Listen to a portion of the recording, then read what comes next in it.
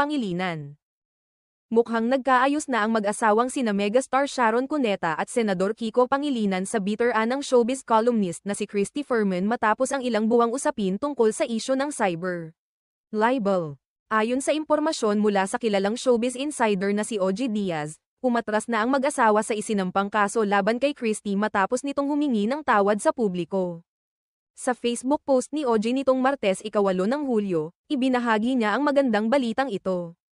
Aniya, nakakatuwa. Okay na sila ngayon. Ipinaalala rin ni OG sa publiko na dati nang nagsampa ng kaso ang mag-asawang Sharon at Kiko laban kay Christy dahil sa mga naging pahayag nito sa social media na umano'y nakasakit sa kanila.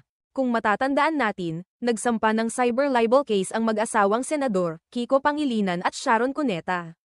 Matapos humingi ng public apology si Ate Christy Fermin sa kanyang YouTube channel. Heto't nagkita na sila sa korte